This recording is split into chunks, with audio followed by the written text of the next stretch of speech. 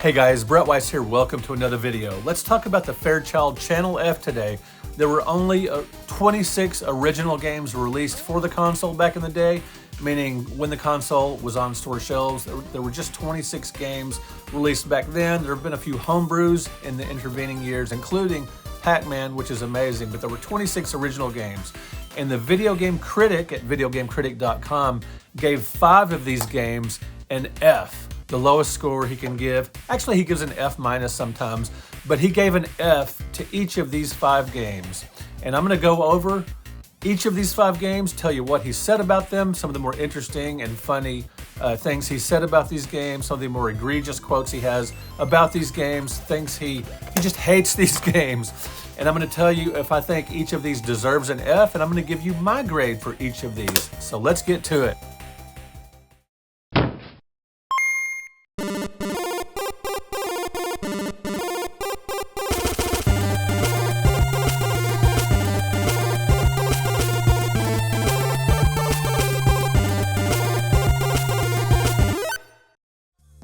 Now guys, for those of you who don't know, the Fairchild Channel F came out in 1976, the year before the Atari 2600.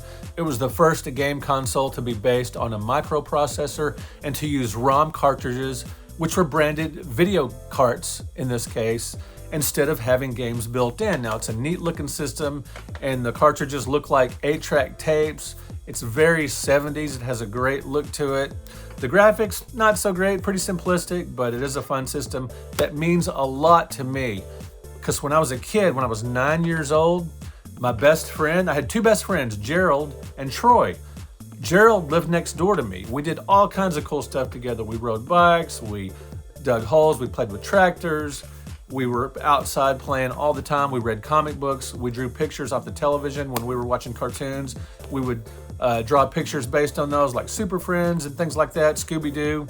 He had a Fairchild Channel F, which was just amazing. I went over there and played it. It was awesome. Before that, the only game at home I had played was my cousin's Pong unit, and I was amazed that you could play different games, different kinds of games, like shooting games and things like that, and space games. You could play that at home with interchangeable cartridges. That blew my mind, and I would try to go over there as often as I could and play his Fairchild Channel F. Well, it just, as fate has it, my other best friend, Troy, who lived a mile from me, also had a Fairchild Channel F. So we would play that quite a bit, and that was awesome. Now, Troy was my basketball buddy. We would play basketball and football and other sports all the time, baseball, and he was a great friend. And they both had a Fairchild Channel F, which was really mind-blowing considering that even back then, the Fairchild Channel F was an obscure system. A lot of people I've spoken with my age didn't know about the Fairchild back then, or they didn't have a friend who had it, or know anybody that had it, or they certainly didn't have one themselves. Most people I know that are, 40 and older weren't familiar with the Fairchild Channel F back in the day. It was very obscure, it didn't sell great. Now, it was an interesting console. The sound came out of the console itself until the second iteration of the system, which was really poor planning because they went to the expense of including a speaker in the console, and so they wasted money, and it doesn't sound as good as the TV set. But I love this system. I have fond memories of playing the very primitive shooting gallery game. I remember playing that with Gerald. That was super fun. Video Whizball is probably the best original game for the console. And guys, if you haven't played the homebrew Pac-Man port for the Fairchild, you're missing out. But let's get to the 5 terrible games according to the Video Game Critic, games that got the grade of an F. Now guys, one thing about second gen games for like the 2600 and the Fairchild Channel F and the Odyssey 2, some of them were super simplistic and you really weren't getting your money's worth.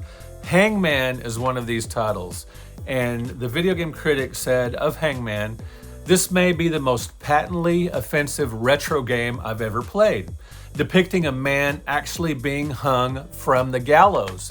At least Atari had the decency to use a monkey hanging by its tail in its version of Hangman. A wrong answer causes the system to emit an extended, loud cacophony of noises.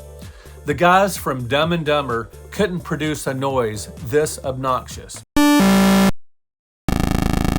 and this noise sounded especially bad coming from that little speaker on the first iteration of the Fairchild Channel F. That's my opinion there, and Video Game Critic feels the same way. Now, for me, Hangman, yeah, just to just have Hangman, to pay like 30 bucks or whatever for a cartridge and all it had was Hangman, yeah, you're not getting your money's worth, you would think. But back in the day, me and my friends, Gerald and Troy, we played a lot of Hangman. We got hours of fun out of it. And it is a playable game. But if I'm reviewing it today, and I'm not just using hindsight, and even relative to other games for the console, I would probably give it a C- or a D. Maybe a D, just because it's so freaking simplistic.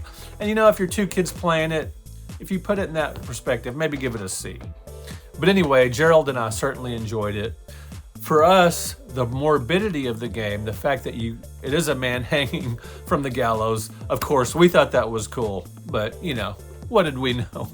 We liked horror movies, we liked violent movies, and my parents didn't really have rules regarding that kind of thing. So as I grew up, I watched a lot of that kind of stuff on cable television or whatever. Anyway, bottom line let's give it a C, taking kids into account and the fact that I grew up enjoying this game.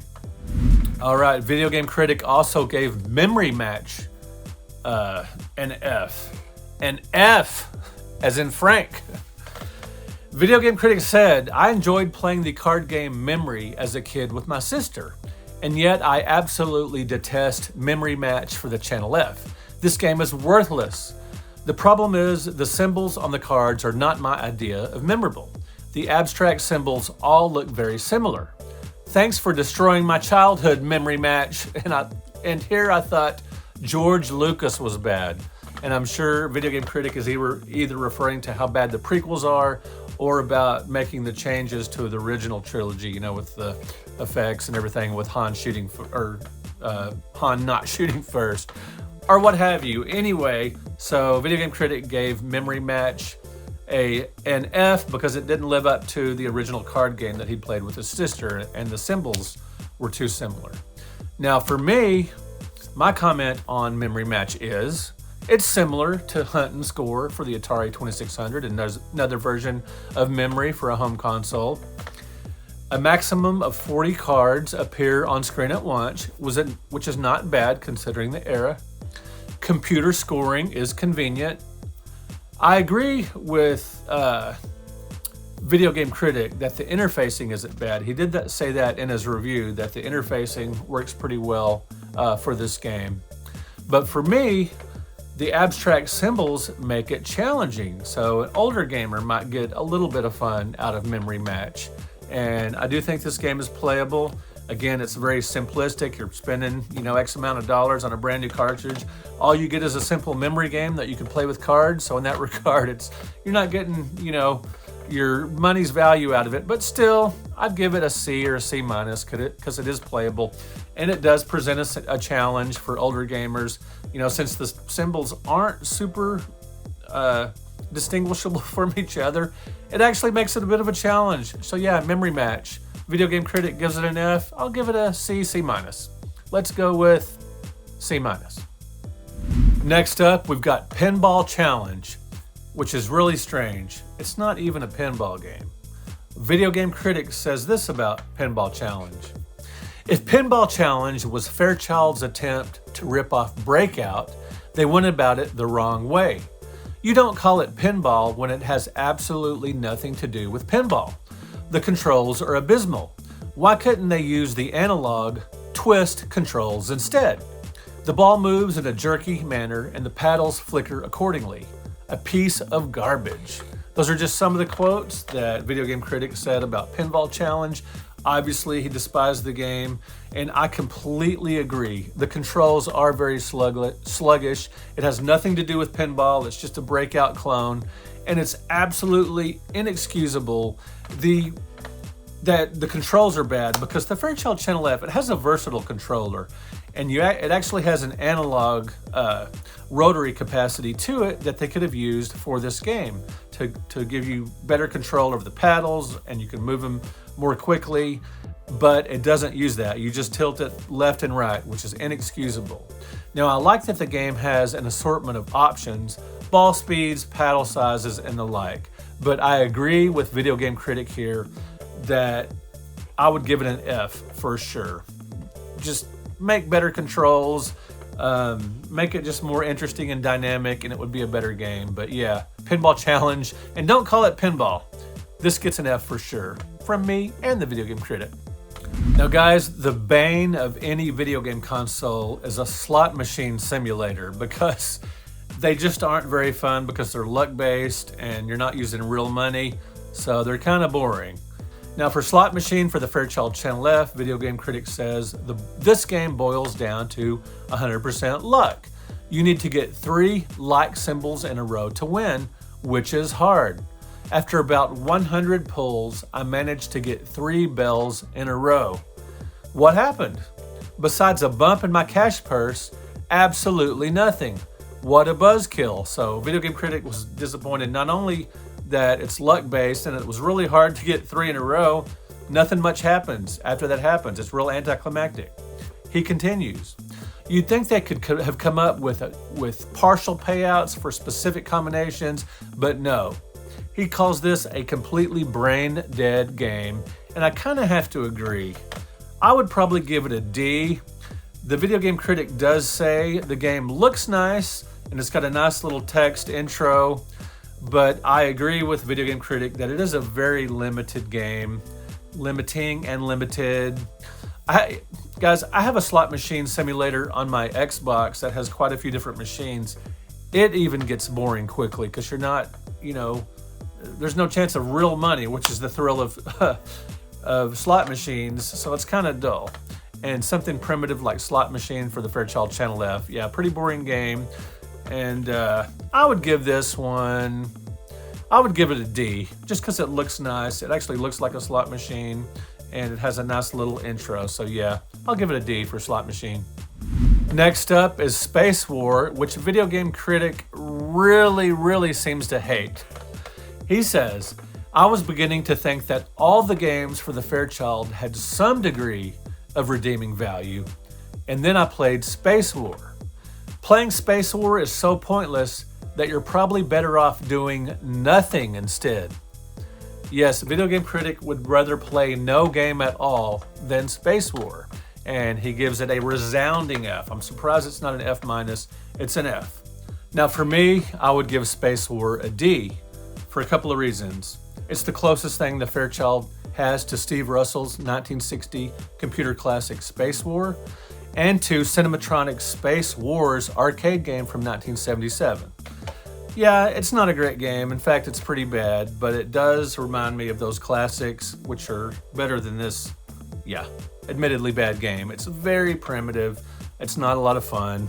So yeah, I would give it a D, which is a bad grade, but it's not quite an F. Now guys, be sure and let me know in the comments what Fairchild Channel F games in general do you think deserve an F?